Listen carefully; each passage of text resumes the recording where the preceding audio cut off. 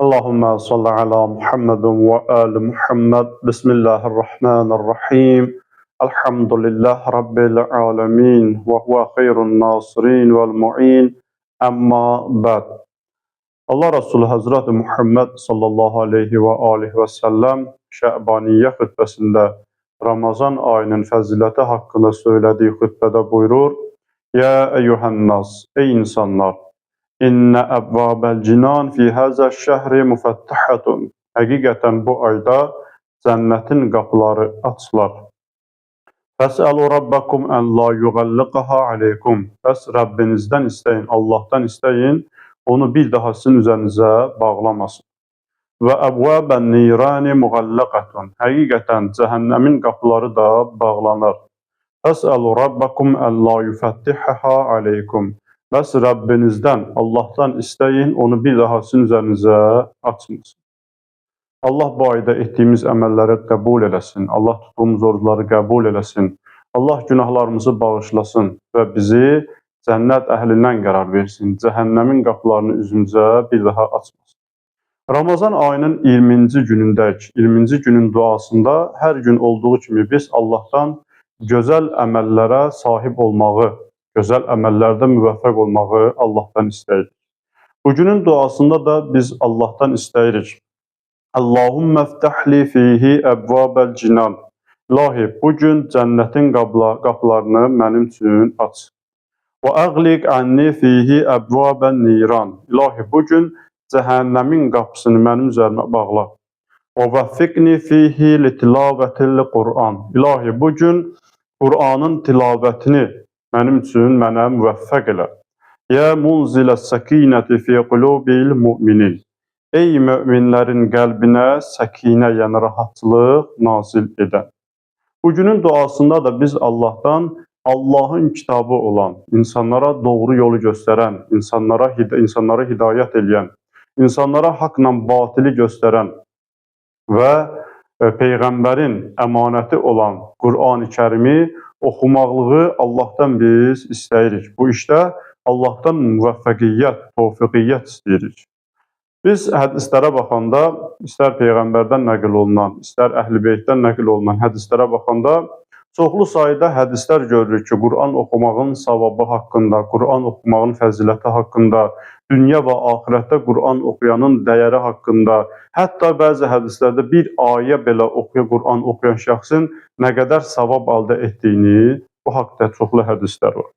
Hədislərin birində buyurulur ki, يَنْبَغِي لِلْمُؤْمِنِ أَنْ لَا يَمُوتَ حَتَّى يَتَعَلَّمَ الْقُرْآنِ. Hədislər birində buyurur ki, möminə layiq budur. Yəni, müminin ləyaqətindəndir, müminin şə'nindəndir, müminin xüsusiyyətlərindən biri budur ki, Qur'an, yəni ölməmişdən qabaq Qur'anı öyrənə.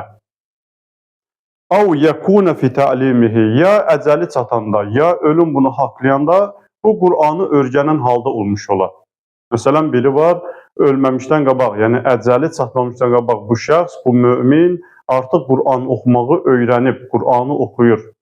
İkinci tərəfi də budur ki, bu şəxsin əcəli çatanda, ölən zaman bu Qur'anı öyrənmək halında olar. Buyurur, mömin olan şəxsin ləyaqəti budur. Mömin olan şəxsə yaraşan müminin xüsusiyyəti odur ki, Qur'anı öyrənən halda olsun. Və hədislərin birində Əmir əl-Müminin Əli əleyhissalam buyurur ki, evdə Qur'an oxumağın fəziləti haqqında. Əmir əl-Müminin Əli əleyhissalam buyurur ki, Əl-beytullezî yuqra fihil Qur'an. O ev ki, orada Qur'an oxuna. Yəni, Qur'an oxunan evdə. Və yuzkarullahu azza və cəllə fih. Və o evdə ki, Allah zikr olunar, Allah yada salınır. Təksuru bərəkətu. O evin bərəkəti çoxalar. Və təhduruhul mələikətu. O evdə ki, Qur'an oxunar, Allah zikr olunar, o evə mələklər gələr, mələklər o evdə hazır olar. Və təhcuruhu şeyatin, şeytan oradan uzaqlaşar. Hədisin də belə gedir ki, şeytan oradan hicrət eləyər. Hicrət də nədir? Yəni, insan bir yeri tərk edib başqa bir yerə getməsi. Və o evdə ki, Qur'an oxunar, o evdə ki, Allah yad olunar, şeytan oradan hicrət eləyər. Yəni, veş-üşünü yığar, məcazi mənada desək, oranı tərk eləyər. Və yudi'u li əhlis səma kəmə tudi'ul kəvakibu li əhlil ərd. O ev səma əhli üçün nur saçar.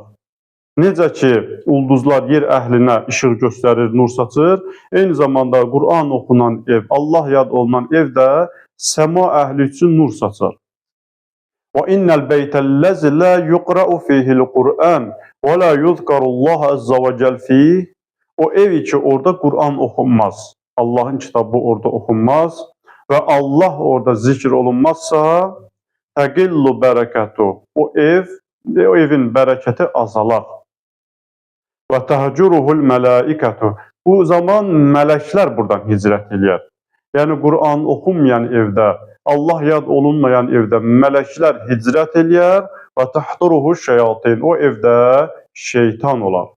Quran oxumaq ümumi məna ilə götürsək, həm zahiri oxumaq mənasından yanaşa bilərik, həm də ki, Quranın əmrlərini icra etmək, yəni Allahın buyurduqlarını icra etmək.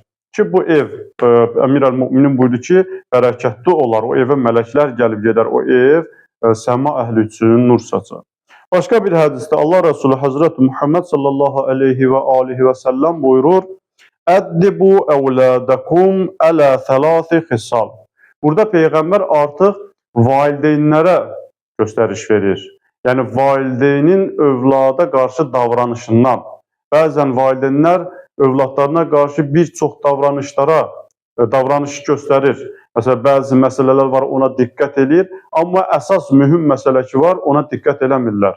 Yəni, maddi tərəfə valideynlər övladlarına qarşı daha çox diqqətçil olurlar, amma mənəvi tərəfini unudurlar.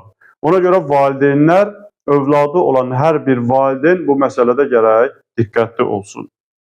Peyğəmbər o valideynlərə göstəriş verir, təlim edir, bir tapşırıq verir ki, Əddibu əvlədəkum ələ thələthi xisal. Övladlarınıza 3 xislətlə ədəbləndirin. Yəni, övladlarınızı ədəbləndirin 3 xislətlə. Hubbu nəbiyyukum, Peyğəmbərinizi sevməkliyi.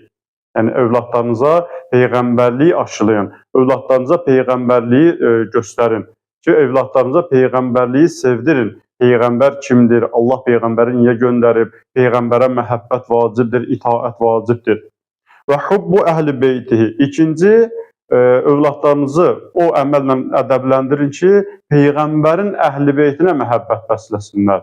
Peyğəmbərin əhli beytini sevsinlər. Peyğəmbərin əhli beytinin vilayətini qəbul eləsinlər. Üçüncü, və qiraətil Qur'an. Üçüncü, övladlarınızı tərbiyələndirin, ədəbləndirin Qur'an oxumaqlığı. Ki, Peyğəmbər bu 3 məsələdə valideynləri daha diqqətli olmağa çağırır.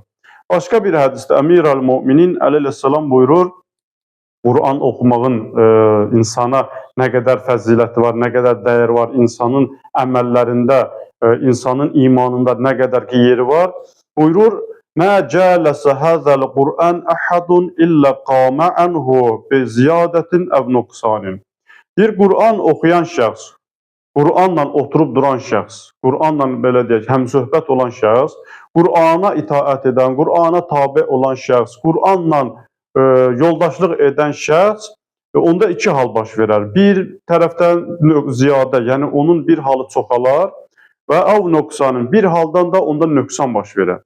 Yəni həm onda çoxluq, artım baş verər və onda bir tərəfdən də nöqsan baş verər.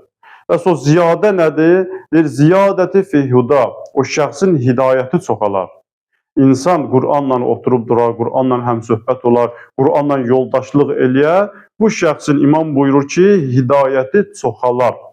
Eyni zamanda Quranla həmsöhbət olan şəxsdə hansı nöqsanlar olar? Nöqsan yəni azalma mənasındadır. O olar ki, əv nöqsani min əmyim. Yəni onun zəlaləti, onun körluğu, onun mənfi xüsusiyyətdə, yəni onda o zəlalət, körluq azalar. Yəni hidayət çoxaldıqca zəlalət azalar. Yenə Əmir-əl-Müminin əleyhissalam buyurur Quran haqqında, və ələmu ənə həzəl Quran. Bilin, həqiqətən bu Quran huvən nəsih əlləzi la yəğuş. O elə bir nəsihət verəndir ki, heç vaxt nəsihətində kimisə aldatmaz. Bəzən bir insan birindən bir nəsihət istəyəndə, bir tövsiyə istəyəndə mümkündür insan qarşı tərəfə nəsihət verəndə ona əyri yolda göstərə bilər istəmədən, onu düz istiqamətləndirməyə də bilər istəmədən. Amma Əmir-əl-Müminin əleyhissalam buyurur ki, huvən nəsihullezî la yəğuş. O elə bir nəsihət verəndir ki, heç vaxt insanı aldatmaz. Vəl-hadi əlləzi la yadillu. Elə hidayət edəndir ki, heç vaxt o hidayətində zəlalət olmaz. Yəni insan əgər doğru yolu tutmaq istəyirsə, hidayət olmaq istəyirsə, haqqı tapmaq istəyirsə, İmam buyurur ki, elə bir hidayət edəndir ki, hidayətində heç vaxt zəlalətə insanı aparmaz. Vəl-muhaddis əlləzi la yəksib. Elə bir danışandır. Yəni insan Qur'anla həm söhbət olar, İnsan Qur'anla danışsa, İmam buyurur, elə bir danışandır, elə bir söhbət edəndir ki, heç vaxt söhbətində yalan danışmaz. İnsan da ola bilər, bəzən insan tanışar, biri ilə söhbət edər, söhbətində bir yalandan nöqsana yol verər. Amma Əmir-əl-Müminin əleyhissalam buyurur ki, ən gözəl danışan, ən gözəl mühəddis, heç vaxt danışığında yalana yol verməyən kim nədir? Qur'an-ı Kərimdir. Bir hədisi də oxuyum inşallah. Qur'anın fəziləti haqqında. Bu hədis İmam Muhammed Baqir əleyhissalamdandır. Deyir, insanlar 4 qismdir. Ravi soruşur ki, mən buyurdum ki, Cu'iltu fidək və məhum, yəni o 4 sənə fəda olum, o 4 insanlar, yəni ki, insanları 4 növə bölmüsən, onlar kimdir? Buyurur, rəculun utiyəl imən və ləm yu'təl Qur'an. Bir insan, ona iman verirlər, yəni imanı olar, amma Qur'an oxumaz. Və ikinci qism odur ki, ona Qur'an oxuyar, amma onda iman olmaz. Üçüncü buyurur ki, onu həm Qur'an oxuyar, həm də imanı olar. Dördüncü o şəxsdir ki, onda nə Qur'an olmaz, yəni nə Qur'an oxumaz, nə də imanı olmaz.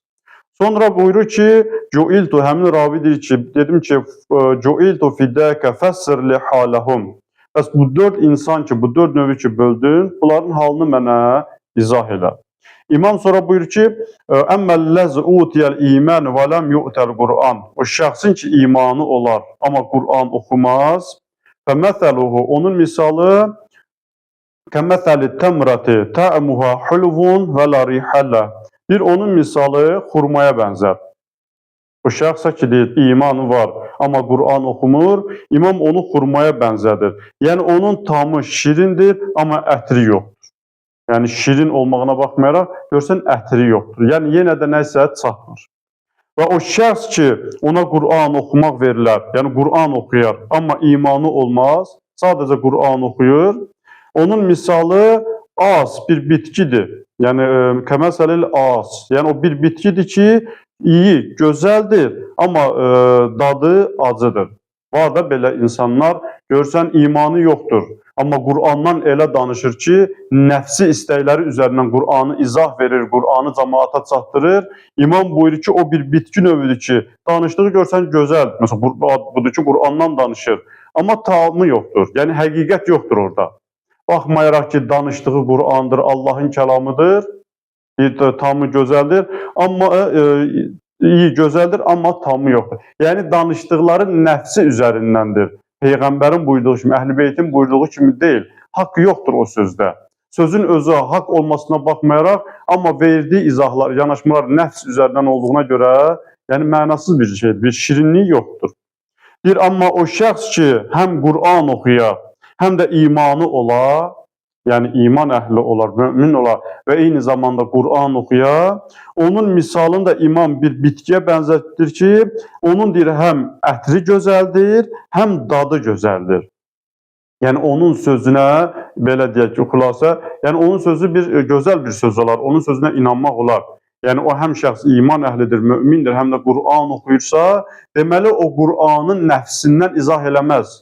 Çünki imanı nəfsinin qarşısında bir pərdə olar, dayanar ki, o şəxs nəfsdən Qur'ana izah verməsin. Allahın sözünü, Peyğəmbərin sözü ilə, Əhl-i Beytin sözü ilə izah eləyər. Və sonra buyurur ki, o şəxs ki, ona nə iman verilməyib, yəni nə imanı yoxdur o şəxs və nə Qur'an oxumur, onun da misalı hənzələ, yəni o bir bitkidir, yəni ona acı balqabaq deyərlər. Onun da deyir, tamı, tə'muha murrun, yəni tamı şirin olar, acı olar və bir də ki, iyi də olmaz. Yəni, o şəxs ki, nə imanı yoxdur, nə Qur'an bilmir, o şəxsin də misalı bir acı balqabağa oxşayır ki, onun tamı da acıdır və heç iyi də yoxdur. Yəni, imam burada bu şəxsləri ki, insanlar ki, 4 qismə bölür. Yəni Quran oxuyan, imanı olan, tək Quran oxuyur, amma imanı yoxdur. Və yaxud da ki, imanı var, Qurana əhəmiyyət vermir. Həm Quran oxuyur, həm imanı var və bir də nə Quran oxumur, nə iman oxumur. İmam bu insanları bu qismlərə bölməklə bizə onu göstərir ki, yəni insanlar dini, imanı kimdən öyrənər, Quranı kimdən öyrənməli olduğu halda diqqət eləsin. Yəni tək iman əhli olub Quranı bilməyəndən insan din öyrənə bilməz. Və yaxud da ki, Quran oxuyur, amma imanı yoxdur, ondan da din öyrənə bilməz. O şəxs ki, həm imanı var, həm imanı kamildir, elmi var, həm də Quran oxuyursa, Quran oxuyur, yəni Quranı bilirsə, insan o şəxsdən dini, imanı öyrənə bilər. Allaha and verə, izzət-i cəlana xatir Allah tutduğumuz orucları qəbul eləsin. Allah bizi dünya və axirətdə Qurandan və Əhl-i Beytdən uzaq salmasın. Qur'anı dünya və axirətdə bizə şəfaətçi qərar versin. Vəssalamu aleykum və rəhmətullahi və bərəkət.